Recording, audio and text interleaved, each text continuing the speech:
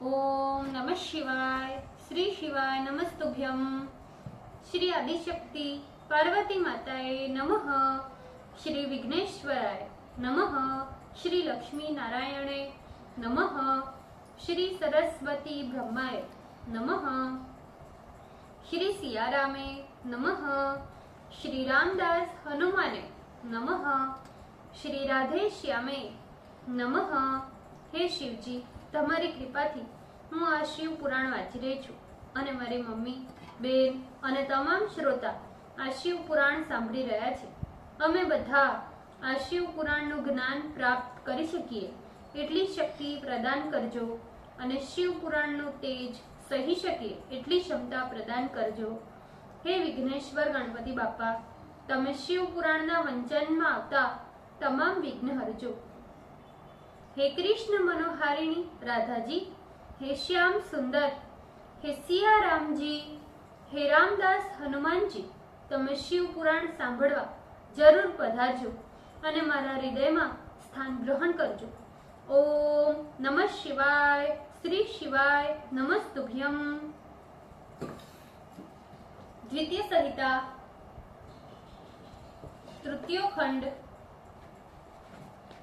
20वां अध्याय शिव के तृतीय नेत्र जन्य अग्नि का ब्रह्मा द्वारा समुद्र को समर्पण। Page number 527। नारद जी बोले, हे ब्रह्मन, शिव के तृतीय नेत्र से उत्पन्न हुई अग्नि की ज्वाला फिर कहाँ गई? शिव जी के इस चरित्र का वर्णन कीजिए। ब्रह्मा जी बोले, जब शिव के तृतीय नेत्र की अग्नि से कामदेव को भस्म कर दिया तब वो अग्नि व्यर्थ ही चारों ओर त्रैलोक्य को जलाने लगी, जिससे सारे चराचर त्रिलोक में हाहाकार मच गया।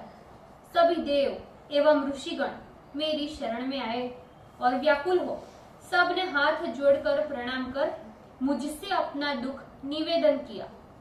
उनकी बात सुनकर मैंने शिव जी को प्रणाम किया और उसका कारण जानकर त्रिलोकी की रक्षा के लिए वहां गया जहां वो अग्नि थी। मैंने जाते ही काम को जलाने वाली प्रचंड ज्वाला युक्त उस प्रदीप्त अग्नि को शिव की कृपा से स्तंभित कर दिया।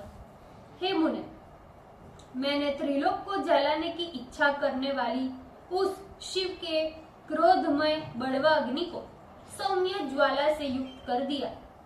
फिर उस बड़वा अग्नि को लेकर शिव की इच्छा से प्रेरित हो मैं लोक कल्याण की भावना से समुद्र के पास गया। हे मुने, मुझे आता देख समुद्र हाथ जोड़कर पुरुष रूप धारण किए मेरे समीप आया। उस समुद्र ने यथा विधि मुझे प्रणाम कर मेरी स्तुति की। पुनः प्रेम पूर्वक कहने लगा, हे सर्व जगतपति ब्रह्मा, आप यहाँ किस उद्देश्य से आए हैं? मुझे अपना सेवक जानकर प्रीति पूर्वक आज्ञा दीजिए। सागर की प्रेम पूर्वक बात सुनकर मैं शिव जी का स्मरण करता हुआ लोक की हित कामना से उससे कहने लगा, हे तात, हे महाधीमन, हे सर्वलोक उपकारक, हे सिंधो, मैं हृदय में शिव इच्छा से प्रेरित होकर तुमसे कहता हूँ, ये शिव जी का महान क्रोध है जो बड़वा नल का रूप धारण किए हुए है। ये काम को जलाकर अब त्रैलोकी को जलाना चाहता है। शिव की इच्छा से प्रेरित होकर इस बड़वा अग्नि से पीड़ित हुए देवगणों ने जब मुझसे प्रार्थना की तब मैंने जाकर उसे शांत किया। तदंतर इसने बड़वा अग्नि का रूप धारण कर लिया है। इसको लेकर मैं तुम्हारे पास आया हूँ। हे जलाधार, तुम सब पर करुणा करने वाले हो, इसीलिए मैं तुम्हें निर्देश करता हूँ। ये महेश का क्रोध जो इस समय बड़वा रूप में स्थित है और जिसका मुख ज्वालाकार है, उसे तुम प्रलय पर्यंत धारण करो। हे सरित पते, जब मैं प्रलय होने पर यहाँ निवास करने लगूं, तब तुम शंकर के इस अद्भुत क्रोध का परित्याग कर देना। तुम्हारा जल ही इसके नित्य का भोजन होगा। इसको तुम यत्न पूर्वक धारण किए रहना, जिससे किसी प्रकार का अंतर न पड़े।